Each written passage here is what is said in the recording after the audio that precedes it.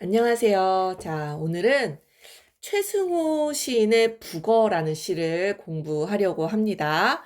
아마 대부분의 학교들이 1차 지필평가 끝났을 테지만 다음 주에, 다음 주가 아니죠. 뭐 이제 1월화, 그쵸? 3일 뒤에 또 우리 학력평가 기다리고 있고요. 한 달 뒤에는 또 우리 큰 시험, 수능이 기다리고 있기 때문에 여러분들 아마 공부 쭉 하셨던 친구들은 평소와 다름없이 공부하고 있을 거라고 생각이 듭니다. 선생님도 이제 수능 특강이나 수능 완성에서 선생님이 아직 영상을 업로드하지 못한 작품들 중에 중요하다라고 생각되는 작품들 선별해가지고 영상 업로드 꾸준히 하려고 합니다. 자, 여러분들 같이 공부해 주시면 좋을 것 같아요. 이 최승호의 북어라는 시는 선생님이 개인적으로도 좀 좋아하는 노래예요. 약간 좀 선생님 좀 이렇게 현실, 사회 비판적인 그런 메시지가 딱 드러나는 시들을 좋아하는 편인데 이 시가 80년대 여러분들 1980년대를 떠올려 보십시오. 어떤 게 떠오르시나요? 물론 그때 태어난 친구들은 좀 적겠지만 선생님 영상을 보는 친구들은 그쵸. 군부 독재 정권 시기 그죠? 군부 쿠데타로 시작을 하지 않겠습니까? 그죠? 제5공화국 바로 그 시대를 배경으로 하고 있는 작품이에요. 그래서 여러분들이 그 시대를 직접적으로 경험한 친구들은 없겠지만 선생님도 사실 직접적인 경험은 없어요. 하지만 들었던 이야기, 내가 읽었던 책, 또 여기서 얘기를 안 할 수가 없네요. 그죠? 우리 노벨 문학상 이 한강 작가님의 소년이 온다. 이게 이제 1980년 광주 민주화 운동을 또 배경으로 하고 있는 소설이죠. 선생님도 감명 깊게 읽었었는데 정말 좋은 소식이 전해져서 선생님도 깜짝 놀랐습니다. 자, 여러분들도 꼭 시간 나면은 읽어보시길 바랄게요. 자, 아무튼 그 1980년대를 배경으로 하고 있는 작품이기 때문에 작품 전반적인 그런 분위기가 굉장히 우울하고 어둡고 축 처져 있는 그런 느낌이 듭니다. 자, 시작해 볼게요. 밤의 식료품 가게. 캐캐 묵은 먼지 속에 죽어서 하루 더 손때 묻고 터무니없이 하루 더 기다리는 북어들. 자, 지금 시 공간적 배경이 다 나왔어요. 시간 밤이에요. 깜깜한 밤. 식료품 가게 공간적 배경이에요. 자, 근데 이 식료품 가게가 막 장사가 활발하게 되는 그런 곳은 아닌 것 같아. 그지 않아요? 캐캐 묵은 먼지 속에 북어들이 나란히 쫙 진열되어 있는 깜깜한 밤에. 자, 그 모습을 여러분들이 연상하면서 시를 보시는 겁니다. 시는 이미지예요. 여러분들 이미지를 항상 생각하면서 시를 감상을 하셔야 되는데, 자, 이런 밤이라는 시간적 배경이 주는 그런 느낌. 암울하죠.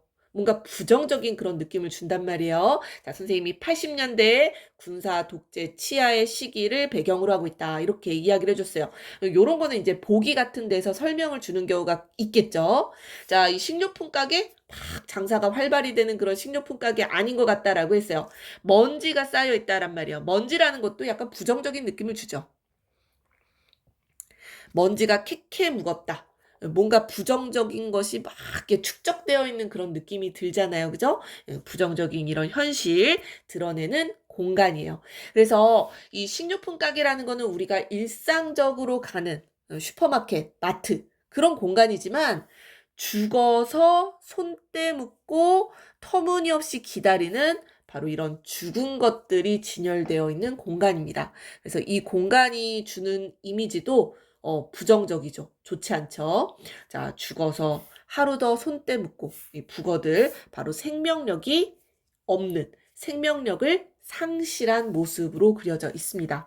터무니없이 하루 더 기다리는 여기서 선생님의 포인트는요. 요 터무니없이라는 부사어에 조금 더 초점을 두고 싶어요.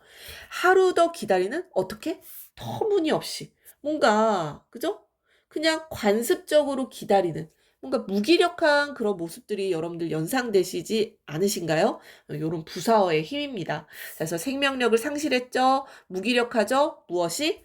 시적 대상 북어들입니다. 자, 이 북어가 바로 시적 대상인데요. 굉장히 부정적으로 묘사가 되어 있어요. 선생님이 이 북어들의 속성이 드러나는 부분들을 이렇게 보라색으로 미리 조금 체크를 해 봤습니다. 자, 이 북어들은요, 생명력 상실한 존재, 굉장히 무기력하게 터무니없이 기다릴 수밖에 없는, 나를 이렇게 데려가서 요리해줄 그런, 누군가를 기다리는 그런 무기력한 존재, 이렇게 봐주시면 될 것 같아요. 자, 계속해서 보겠습니다. 자, 이 북어들의 일개 분대가 나란히 꼬챙이에 꿰어져 있었다. 그쵸? 여러분들 마트 같은 데 보면은 이렇게 북어, 이렇게 말린 물고기들을 요렇게, 그죠? 뭔가 이렇게 꼬챙이 같은 거에 꿰어가지고, 뭐 20마리씩, 또 뭐 12마리씩 이렇게 묶어서 파는 경우가 많죠. 그죠? 그 모습을, 묘사를 한 건데, 여기서 그냥, 한 뭐 20마리 정도가 나란히 꼬챙이에 꿰어져 있었다, 이렇게 했으면은, 뭐 그런가 보다 하는데, 일개 분대라는 표현을 사용했단 말이에요. 일개 분대. 분대라는 거는 어디서 사용하는 용어예요? 1분대, 뭐 분대장, 뭐 이런 말 쓰잖아요. 바로 군대에서 사용하는 군사용어예요. 군사용어. 그래서 이 시가 나 이 시가 80년대인지 90년대인지 모르겠다 라고 하지만, 요런 시어에서 약간 좀 여러분들 눈치를 채셔야 된다라는 얘기입니다. 바로 이런 군사 용어를 통해서 뭔가 군부 독재 시기, 그죠? 이런 억압적인 시대상을 여러분들 캐치하셔야 돼요. 이해되시죠? 그래서 일개 분대가 나란히 꼬챙이에 꿰어져 있었다라는 거. 자, 옴짝달싹 할 수 없는, 그냥 딱 거기에 꿰어져 있는 그런 모습이 그려지시죠? 그래서 북어 굉장히 수동적이고 무기력하고 나란히 획일화되어 있는 그런 모습, 여러분들 연상하시면 될 것 같아요. 자, 그래서 이 시의 특징 하나 또 체크를 하자면요. 이 시적 대상, 바로 북어라고 했죠. 북어. 이 북어의 모습을 굉장히 구체적으로 묘사를 합니다. 구체적으로. 그래서 어떤 심상? 시각적인 이미지, 시각적 심상이 굉장히 두드러져요. 그래서 일개 분대가 나란히 꼬챙이에 꿰어져 있는 모습. 자, 나는 화자 등장하죠? 시에 화자가 등장을 하네요. 자, 나는 죽음이 꿰뚫은 대가리를 말한 셈이다. 죽음이 꿰뚫은. 그러니까 죽음의 이미지. 계속 반복되죠.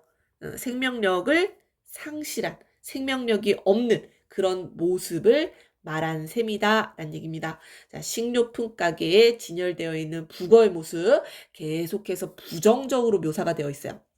자, 그 다음 부분도 보시면은 한 쾌의 혀가 자갈처럼 죄다 딱딱했다. 자, 지금 시적 대상 또 묘사하는 부분 나와 있죠. 한 쾌, 이미 죽었잖아. 그러니까 이 혀가 죄다 딱딱했다라는 얘기입니다. 이 쾌라는 게 이제 단위인데요. 단위. 이 북어를 묶어서 세는 단위인데, 한 쾌가 20마리라고 하더라고요. 이 20마리가 나란히 꼬챙이 꿰어져 있잖아요. 근데 그 북어들의 혀가 다 자갈처럼, 이건 비유죠. 딱딱했다라는 얘기입니다. 딱딱했다. 혀가 딱딱하면은, 얘들아, 혀라는 건 사실은 말을 하기 위해서 필요한 거 아닌가요? 그죠? 우리가 혀가 자유자재로 움직이면서 파열음도 내고 파찰음도 내고 뭐 이런 거 아니겠어요? 자, 근데 딱딱하다라는 거는 말을 할 수 없는 그런 상태란 얘기예요. 자, 그래서 이렇게 연결되죠. 나는 말의 변비증을 앓는 사람들과 무덤 속의 벙어리를 말한 셈이다. 자, 이 북어들의 모습을 통해서 말의 변비증을 앓는 사람, 무덤 속의 벙어리, 말을 할 수 없는, 해야 할 말을 속 시원히 하지 못하는, 자, 누구의 모습을 지금 떠올리고 있다? 바로 현대인들의 모습을 떠올리고 있죠. 이런 거 우리가 유추라고 하는데, 유추.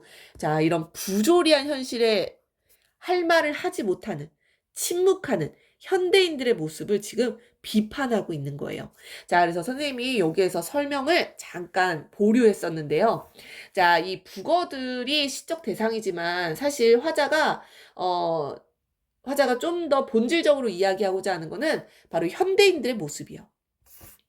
이 북어들 의인화되어 있고요. 이 북어의 속성에 비추어 보았을 때 유추라는 게 뭐예요? 비슷한 속성을 통해서 추론하는 것이죠. 현대인의 모습도 그러할 것이다 라고 유추. 이거 이 시의 중요한 특징입니다. 유추. 요거 좀 기억을 해주셔야 될 것 같아요.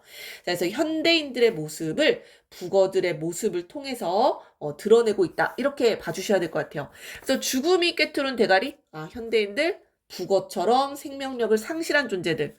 변비증을 앓고 있어 무덤 속의 벙어리. 혀가 딱딱한 북어들처럼 바로 침묵하는 현대인의 모습이다. 이렇게 보실 수 있는 거죠. 이해되시죠? 자, 또 북어의 모습이에요. 말라붙고 짜부라진 눈. 눈으로 볼 수 있겠어? 볼 수 없다라는 거죠. 북어들의 빳빳한 지느러미. 얘들아, 지느러미가 막 움직여야지 헤엄쳐 나갈 수 있지 않겠어요? 빳빳하다라는 거는 경직되어 있다라는 얘기예요. 앞으로 나아갈 수가 없어요. 헤엄쳐 나갈 수가 없습니다. 그래서 어떤 생의 의지나 희망, 꿈 이런 것들을 상실했다. 이렇게 보실 수가 있을 것 같아요. 자, 그래서 이런 북어들의 모습을 통해서 현대인들의 모습, 바로 이런 부정적인 현실을 직시하지 않으려고 해요. 경직된 사고를 갖고 앞으로 나아가지 못하고 있다. 자, 그 다음도 그래서 연결되죠. 막대기 같은 생각. 바로 이런 빳빳한, 딱딱한, 경직된 그런 생각이겠죠. 빛나지 않는, 부정적인 표현 나오잖아요. 빛나지 않는 막대기 같은 사람들이. 자, 막대기 같다 반복되고 있네요. 그죠? 빛나지 않는다라고 했으니까 부정적이죠.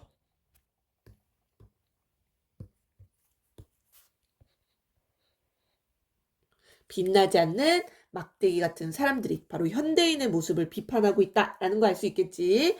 가슴에 싱싱한 지느러미를 달고 헤엄쳐 갈 데 없는 사람들이. 자, 가슴에 싱싱한 지느러미. 앞에 나와 있었던 빳빳한 지느러미랑 이렇게 대비되는 거 보이시죠? 자, 그래서 싱싱한 지느러미가 있으면은 막 앞으로 나아갈 수가 있겠지. 어떤 생에 대한 의지, 현실에 대한 어떤 비판적인 사고, 막 자유롭게 하는 그런 모습들. 자, 그런데 없잖아요. 헤엄쳐 갈 데가 없는 사람들. 그런 싱싱한 지느러미를 갖고 있지 않은 사람들이다라는 얘기입니다. 바로 현대인의 이런 꿈과 이상을 상실한 삶의 방향과 목표를 상실한 그런 현대인들의 모습이라고 볼 수가 있겠죠.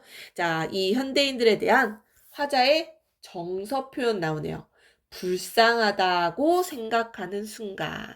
자, 이 화자가 북어를 보면서 북어와 비슷한 현대인들의 모습을 떠올렸잖아요. 연상했잖아요. 그거에 대한 화자의 정서는 연민이에요. 연민. 불쌍하다. 라고 생각하는 순간. 자, 이 노래의 포인트는요. 하이라이트는 바로 마지막 네 줄에 있습니다. 마지막 네 줄. 자, 느닷없이. 자, 요 부사어 여러분들 꼭 체크해 주셔야 되겠어요. 느닷없이 북어들이 커다랗게 입을 벌리고 거봐. 너도 북어지. 너도 북어지. 너도 북어지. 너도 북어지. 너도 북어지. 너도 북어지. 이거 약간 좀 에코 넣어줘야 될 것 같아. 그치? 약간 환청이 들리는 거죠. 실제로 북어들이 그렇게 얘기했다는 게 아니라 너도 북어지. 귀가 먹먹하도록 부르짖고 있었다. 마지막 부분에서 드러나는 심상? 청각적 심상이네. 자, 여러분들 여기에서 선생님이 왜 하이라이트다라고 이야기했는지 이해가 좀 되시나요? 지금 느닷없이 요 부사어를 기점으로 시상이 확 전환되는 게 느껴지셔야 돼요.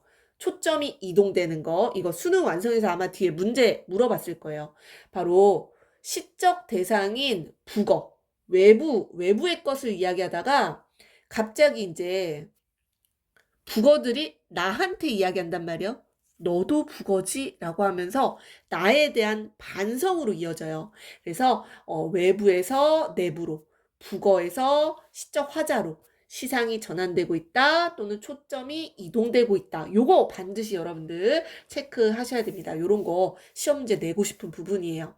자, 그래서 내가 지금까지 북어들을 보면서 참 북어들 불쌍하다. 요렇게 생각했잖아요. 그런데 시적 반전이에요. 거봐, 너도 북어지.